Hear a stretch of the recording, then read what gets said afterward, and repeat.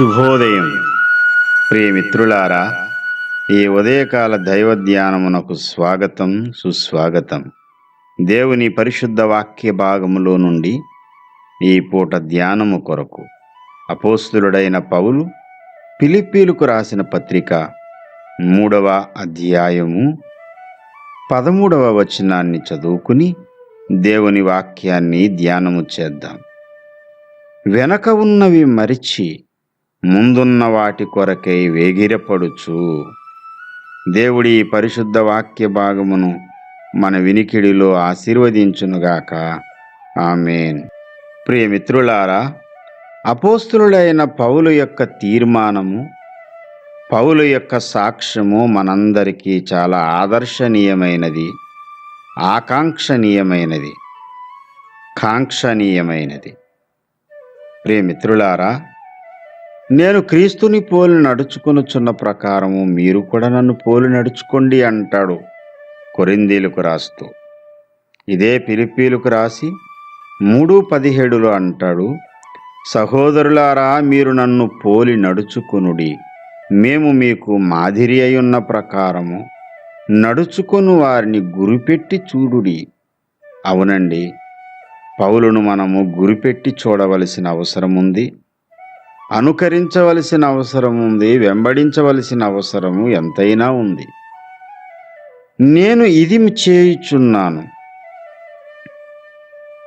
ఇదివరకే నేను గెలిచితి అని అయినను, ఇదివరకే సంపూర్ణ సిద్ధి పొందితి అని అయినను నేను అనుకొనుట లేదు గాని, దేని నిమిత్తము క్రీస్తు యేసు చేత పట్టబడితినో దానిని పట్టుకొనవలనని పరిగెత్తుచున్నాను.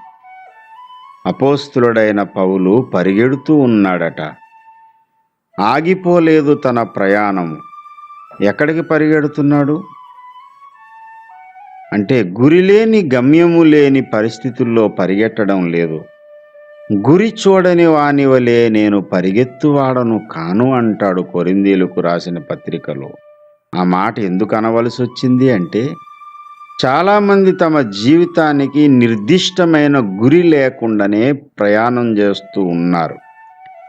వారి ఆత్మీయ జీవితంలో వారు చేరుకోవలసిన గమ్యస్థానం వారికి ఏమైనా తెలుసా అంటే, నిర్దిష్టమైన గమ్యస్థానం అయితే లేదు కానీ యాత్ర ప్రారంభించారు.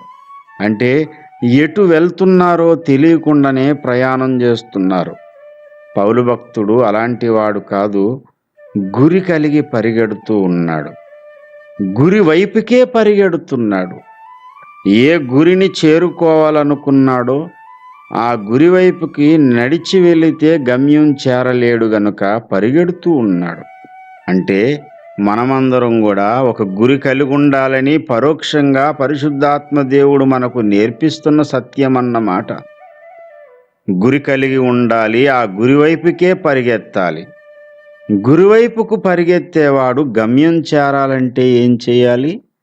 పరిశుద్ధాత్మ దేవుడు మనకు తెలియజేస్తున్న సత్యము చూడండి. క్రీస్తు యేసునందు ఉన్నతమైన పిలుపునకు కలిగే బహుమానము పొందవలనని గురి యొద్దకే నేను పరిగెడుతున్నానని చెబుతూ దానికి ముందు అంటున్నాడు, వెనక ఉన్నవి మరచి ముందున్న వాటి కొరకే వేగిరపడుచు.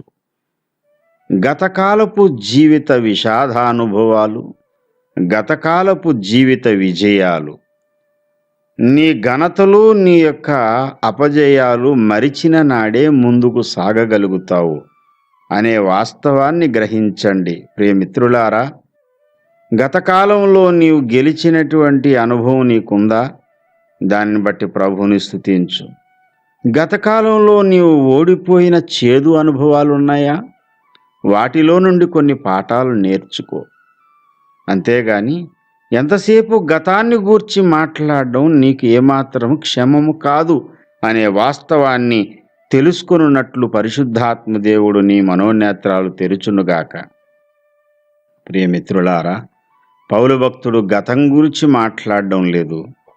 తాను ఏ ఉన్నత శిఖరానికి ఎక్కాలని ఆశపడుతున్నాడో ఆ శిఖరము కోసం మాట్లాడుతున్నాడు.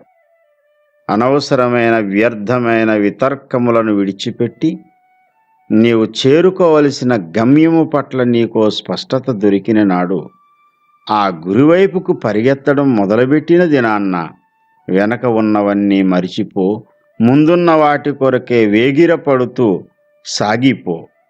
అట్టి ప్రత్యక్షత గల మనసు దేవుడు ఈ ఉదయకాలం మనకు సమృద్ధిగా అనుగ్రహించునుగాక.